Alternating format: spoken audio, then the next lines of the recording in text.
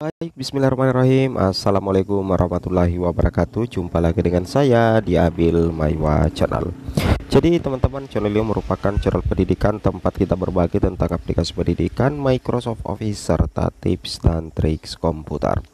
Jadi di sini ada informasi yang sangat penting ya jelang tanggal 17 September 2023 untuk P1, P2, P3, P4. Di sini baru saja ada informasi penting ya dari Panselnas ya untuk CASN 2023. Siapkan berkas ini ya. Jadi sekarang kan sudah bulan September Bapak Ibu ya, tidak lama lagi tanggal 17 September itu akan dimulai prosesi pendaftaran P3K 2023 dan CPNS 2023 Bapak Ibu. Oleh karena itu simak informasi penting ini ya. Tapi sebelum kita lanjut, bagi rekan-rekan guru yang baru pertama kali menemukan channel ini, jangan lupa tekan tombol subscribe-nya dan aktifkan lonceng notifikasinya agar setiap hari Bapak Ibu bisa mendapatkan update informasi terbaru seputar perkembangan P3K guru. Baik, baru saja informasi penting dari Panselnas ya untuk P1, P2, P3, P4 jelang pendaftaran SSCASN. Siapkan berkas ini sekarang juga. Langsung saja kita to the point ke informasinya. Nah, di sini ada informasi penting dari Panselnas bagi pelamar CPNS 2023 dan P3K. Di sini makin dimudahkan saja ya. Yang mana kita lihat untuk pendaftaran CPNS 2023 dan P3K itu makin dekat Bapak Ibu ya.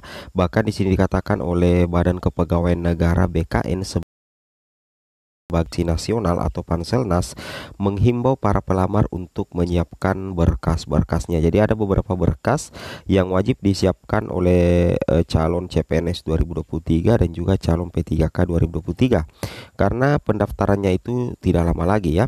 Dokumen yang harus disiapkan diantaranya adalah surat lamaran ya, kemudian KTP atau kartu tanda penduduk, kemudian kartu keluarga, kemudian ijazah, transkrip nilai, pas foto terbaru, latar belakang merah. Ingat ya, ini Bapak Ibu wajib siapkan ya bagi pelamar CASN 2023, CPNS maupun P3K. Ini ada beberapa dokumen ya.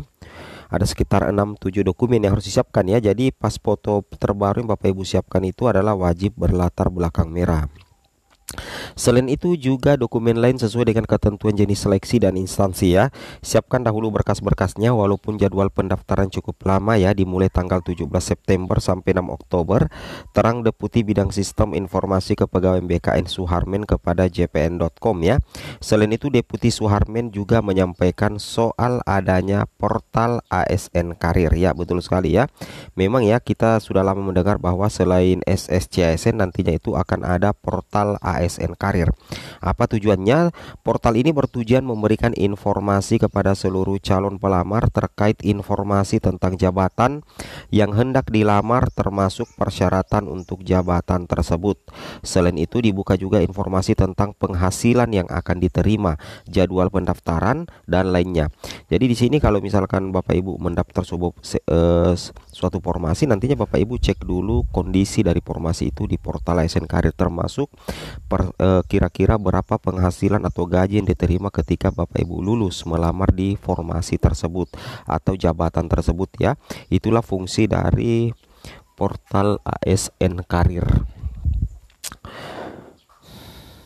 Nah, jadi intinya seperti itu ya. Intinya portal ASN Karir ini dibuat agar seseorang calon ASN baik CPNS maupun P3K mengetahui jika diterima menjadi ASN pada jabatan tersebut, maka mereka memiliki gambaran tentang apa yang akan menjadi tugas dan tanggung jawabnya ya. Tutur Deputi Suharmen ya. Ini sangat luar biasa sekali Bapak Ibu ya. Oke.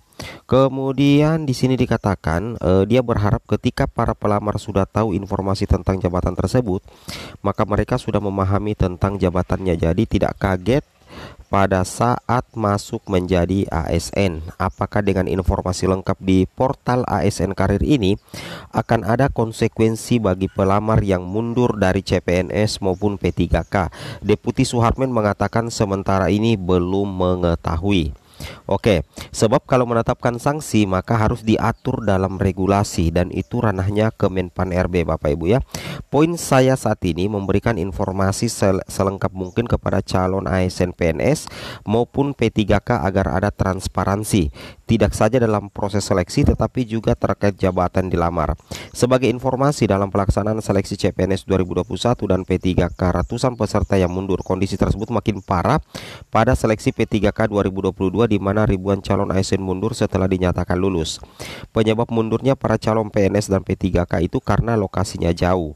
Banyak juga CPNS mundur karena melihat gajinya tidak sesuai dengan ekspektasi mereka. Nah, itulah tujuan sehingga dimunculkan portal ASN Karir supaya calon P3K maupun CPNS bisa melihat berapa jumlah penghasilan jabatan mereka lamar dan di mana lokasi penempatan nanti untuk jabatan mereka lamar. Itu fungsi dari portal ASN Karir seperti itu. Kemudian tambahan informasi Bapak Ibu ya, untuk P3K Guru tahun 2023 nantinya seluruh formasi itu akan berkumpul di Dinas Pendidikan, sehingga nantinya ketika Bapak Ibu lulus menjadi ASN P3K Guru nantinya akan ada pendistribusian penempatan atau lokasi penempatan. Jadi makanya jangan heran kalau di rencana penetapan CASN 2023 unit penempatannya itu untuk P3K Guru diubah menjadi Dinas Pendidikan. Kemudian bagaimana dengan seleksi yang mekanisme seleksi menggunakan CAT. Nah, Bapak Ibu yang seleksi menggunakan CAT itu nantinya P2 dan P3 hanya akan dites menggunakan CAT UNBK itu berdasarkan standar kompetensi guru ya.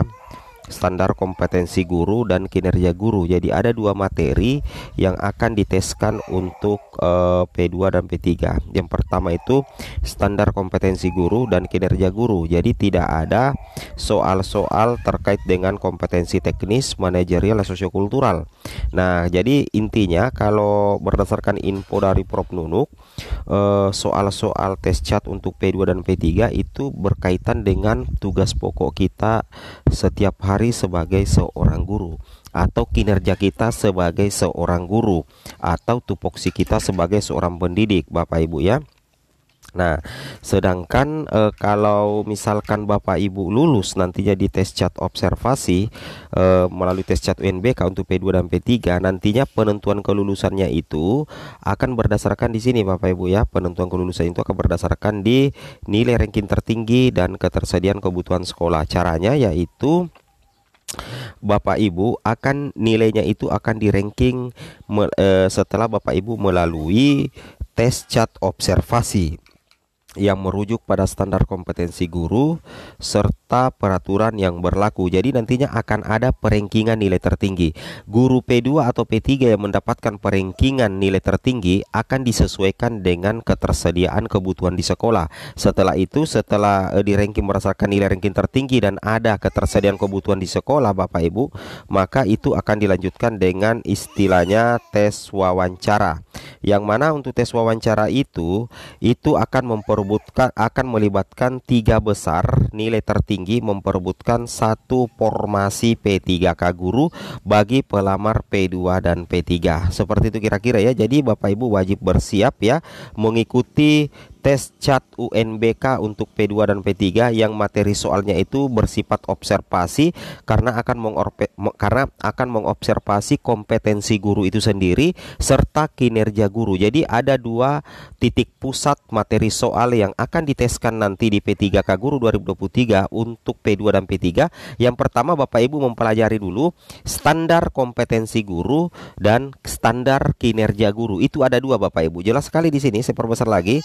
Di sini dibahasakan standar kompetensi guru dan standar kinerja guru. Oke, semoga bermanfaat. Assalamualaikum warahmatullahi wabarakatuh.